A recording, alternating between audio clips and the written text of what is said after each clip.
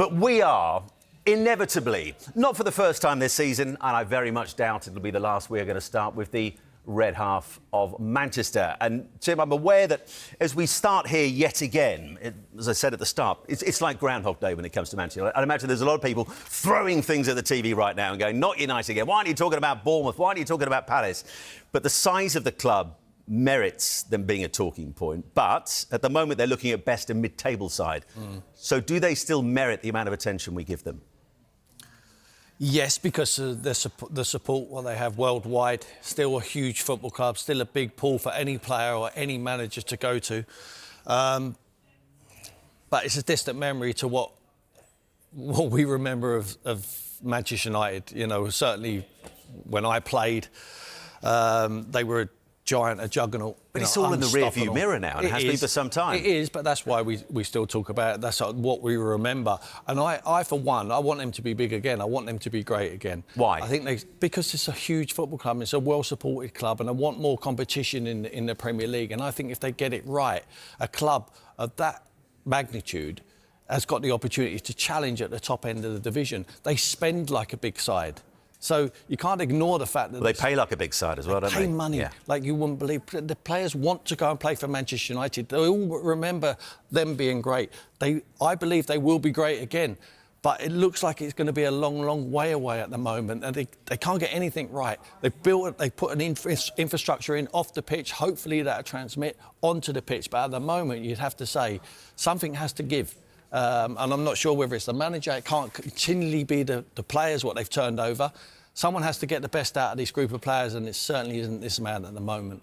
And I get, Clinton, what Tim's saying. Listen, they're still a huge global brand. They bring eyes to the sport right around the world, whatever they're doing. And at the moment, they're vastly underachieving as a club. But it's nice to see the old guard broken up a bit, isn't it? I mean, look at your old club, Crystal Palace, absolutely flying. Bournemouth hitting second last night. We'll talk about them a little bit later. Is it not good to see the big clubs broken up? Yeah, of course it's good, but if you're a Man United fan, it's not good. You want to have your club back and your team back, but I totally get what you're saying. It is good that we talk about the likes of Bournemouth and Crystal Palace, and we deserve to talk about them because they're teams that are doing well, but at the moment, Man United are not doing well. It's nowhere near good enough. I've said it many a times. This week, he comes under pressure again, playing against a good Sunderland team. But knowing how I know it's worked out for him recently, he'll get a result this afternoon because that's how it's been.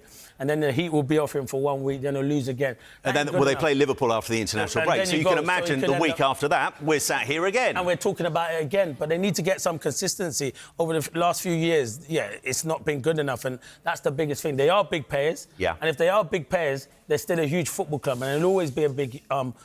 football club, but they have to start delivering on the pitch. It's been nowhere near good enough. And I'll go back to it and I keep saying, he's a good manager, but good managers know how to change. Tim will be able to tell you. He hasn't been able to change. He sticks with that formation. And everyone on here and everyone in the media talk about maybe it's a change to try and get the best out of your player, Bruno Fernandes, who is not very good in a 2. He's better in a 3, where he can be the free row in a number 10. And he's not listening to anyone. You have to change or you lose your job site. And I just wonder, Sue, because it's system is what we talk about every time we talk about Ruben Amorim. But you need your players to buy into it. You look at the body language of Harry Maguire when he came off during that defeat against Brentford a week ago. It looks from afar like the players don't even believe in what he's trying to do. And when you're in that situation, you've got a massive problem. Yeah, that is the problem. I think when the players don't buy into it, I think as a player, you buy into things that work. So I think if you keep losing and things keep not going the way that you want them to go, eventually you just go, well, this isn't working. You know, as a player, you want to be the best version of yourself, but you also want, you know, from whether it's a defensive perspective, you know, we saw Brentford absolutely brilliant in terms of they identified where Manchester United's weaknesses were. And this is even the Brentford side that we saw last season.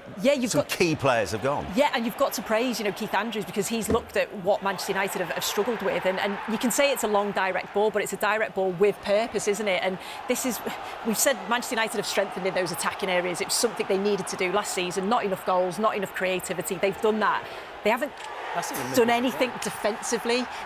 In midfield, you know, they need that sort of athlete, the physicality in there. If they're going to play this system, you know, we've saw defensively, the back three, it's just not worked with the players that they've got. The wing backs, it's not worked for them. He's then chopping and changing, so he's not got any consistency because he doesn't know who's the best 3 to play in there. So yes, they've had injuries as well, but we keep talking about the system because it hasn't worked, has it? It's not suiting the players that he's got. And you look at that result so far this season. I mean, it's also been a continuation, really, of what we saw last season. And listen, in terms of where the blame lies at the moment, in terms of whether it's just on Amorim, whether it's on Jim Ratcliffe, but they brought him in knowing that he was wedded to this particular style. So where do you put the blame for where United are right now? You can't put it all on him. Nope. This has been going for a while. It's got to be collective. It starts at the top and everyone has to take responsibility.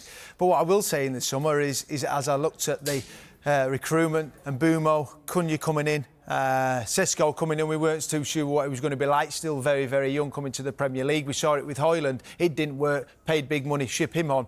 And then you look at the position where you go, they probably really need to go and recruit in a Donnarumma or someone like that, in a goalkeeper. We saw the goals go in there against Brentford.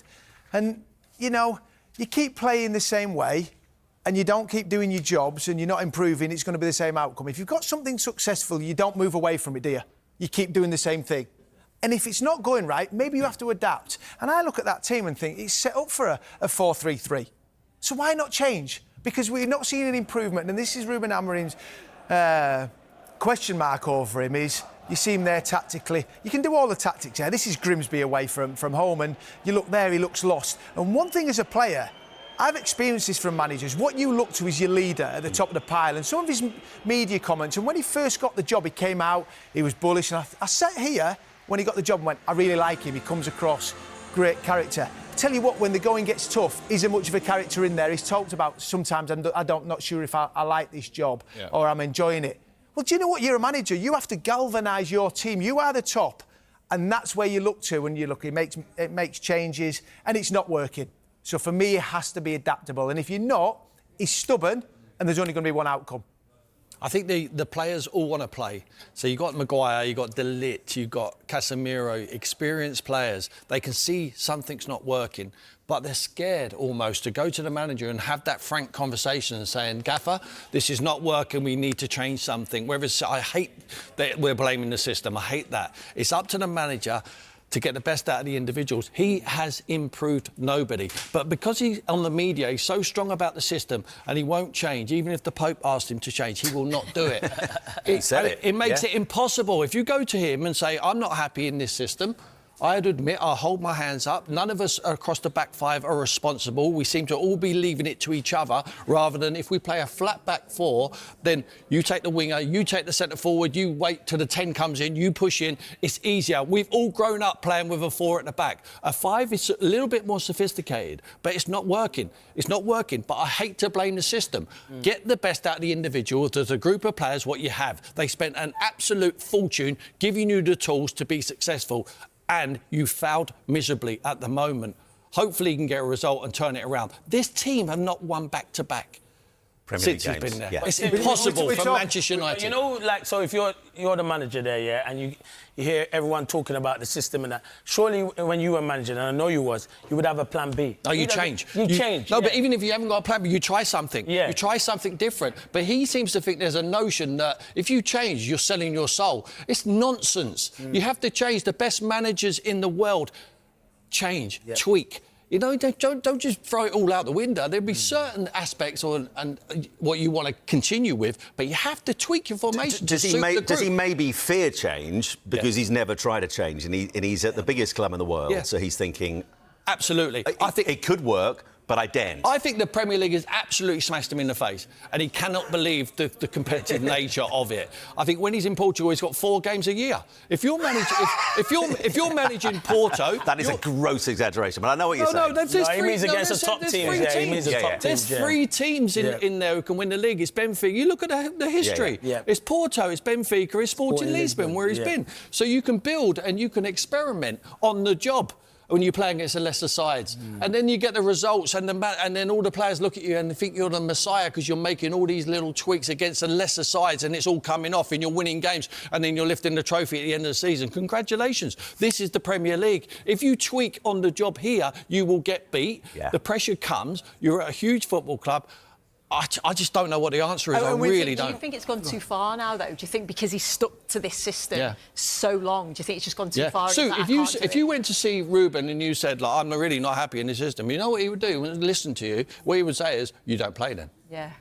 Well, that is a we've problem. seen him doing that That's already. why they're scared of doing that. They won't do that, but they should for the good of the side. The experienced players need to get together and they need to go and see him and then just say, Gaffer, let's try and let's get a win here. And that's somehow. the thing. That's the thing, Tim. You talk about results. There's been fine margins. Obviously, Fulham, Bruno missed a penalty last week against Brentford. But it all comes back to we're reflecting on it because they lost another game. Bruno misses a penalty. There should have been a red card by Collins. But ultimately, I'm not just going on results. We look back and go, is this team improving? Do I see something from them going, all right, results haven't been quite right, but am I seeing them improve? Are they all aboard of this way of playing and going, well, picking up on what Tim said, could you name a single player? This was the same thing we talked about with Ten Hag, who've improved under Amorim since he arrived.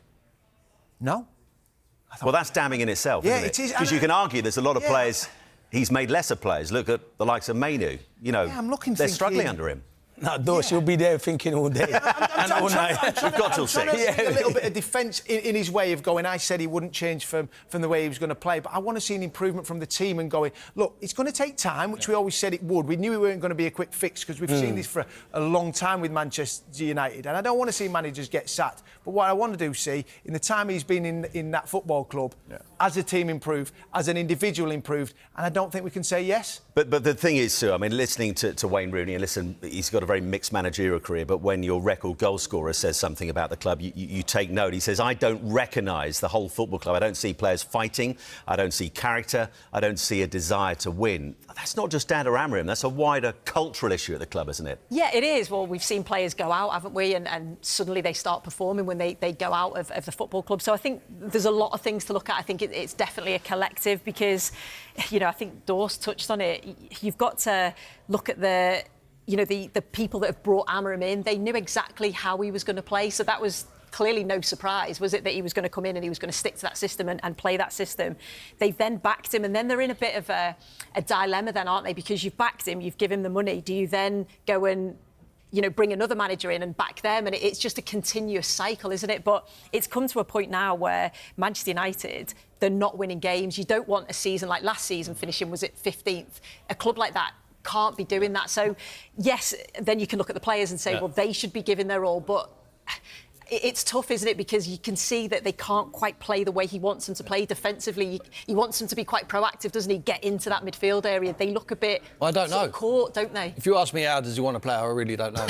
and I think the players would say the same. And it looks like and I don't think you have to make wholesale changes. Yeah. I don't think with players. I think the recruitment has to be so these players are adaptable to playing different formations. It's up to the manager then to teach them how he wants them to play. Yeah. He's had plenty of times on the training pitch. Plenty of opportunity. They've got plenty of opportunity now because they're out of the Carabao Cup. They're not in Europe. He's got all week to work of them just for one game in the Premier League. And then when the FA Cup comes around, they need to pick up a trophy. But he needs to teach them. Are we seeing an improvement on any of them individually and as a collective on a team formation? Absolutely not. Clinton, there seems to be a decent amount of confidence they get something today against Sunderland, who, by the way, made their best start of a top-flight season in well over half a century. It's not going to be easy today, but then it's Liverpool away after the international break. If they do decide to make a change, do you think they will? No, they won't. You don't. No, they won't make it. Because I was going to make the point that already they backed him in the transfer window that's centred around this system, isn't it? So to bin him already doesn't make sense, but from a form-wise, does make sense. We don't hear any noise from Man United or from the hierarchy that he's under pressure. We're not hearing that. All we're hearing is that he's back. The only noise we're hearing is from us in the media saying he's not doing well enough. And he's not. He's at Man United Football Club. I don't care what anyone says. I agreed with what Tim said earlier. When I was playing, they were the best team by a country mile alongside Arsenal. They were outstanding. They were winning everything. And I just look at it and some of the, I look sometimes, the manager's struggling, but I also look, do some of the players know they're playing for Man United Football Club? Do they know what it takes to go, how much people would have loved to have gone to play for Man United when they were of a youngster? I think they do, and that's the problem. It's too big. So the club's too big for them then. Sometimes when you go into a club like Man United, the shirt's too big for you because the players are not producing. Nowhere near good enough. I'm telling you now, I said it many times, I would have walked up the motorway to play for them and I'd have given 100%. And I might not have been as talented as some of the players that they've got there, but I know when I cross that white line, I'm doing my job without a shadow of doubt. I think they're trying, Clinton. They are trying. I would never say players are not trying. They're definitely trying, just not good enough. I don't think that system's working. The players are not working that system because you see what's happening at Palace. That's working, but it's not working there at Man United. Final question, Dors. If it all goes wrong at home today against Sunderland, does he survive the international break for you? Ooh, yeah, I think he does. I do. I mean, there's been an awful lot of talk for long enough, and we keep saying, is this the last game? I think they get a result against Sunderland today. Yeah. I really do, because then it'll prolong, and we'll be talking about it again in 2 weeks' time when we sat on the show. But because there doesn't seem any talk from inside the club, there's pressure. Yeah. It's all from outside. But if you work for that football club, my only problem with not problem, but concern with Manchester United is he's so stubborn, and he's coming out and making it like that. So it's like, is he wanting to be put out of that? Like, go on, I'm not changing. It feels like he's sort of hanging out there, isn't he? But then if you look at Sir Jim Ratcliffe, and they paid nearly 10 million to get him out of Sporting, to bring him in last season, and there's been cutbacks at the club. People who've been there for many, many years being made redundant from a financial point of view and a pride point of view for Ratcliffe. This is one almighty climb down if they decide to go elsewhere. Oh, it certainly is, because they did everything to get him in the door. And Ruben Amorim knew it was a challenging job. We all knew it was a challenging job, but we thought he could improve the team because of the job he'd done at Sporting Lisbon. And we just haven't seen that. And it brings numerous challenges working for that football club. It has done for different managers over the years, but we just can't seem to see any improvement. And it's challenging for Manchester United, and Sir Jim Ratcliffe will understand that. But then what does he do if it changes? Who does he then look to? Because he's gone down the line numerous times to change it and there's been no improvement. So I think it's only a matter of time, and the way he comes in the media is hoping that... He'll still be the manager come the end of the season. Really? Do you think so? No, I don't. I think Clip that up, everyone. Clip that up. I asked the question. Yeah, I don't think he will be. Oh, you are? Yeah, I thought you were making a statement. No, I asked Dors. Not come the end of the season, no. Okay. I don't.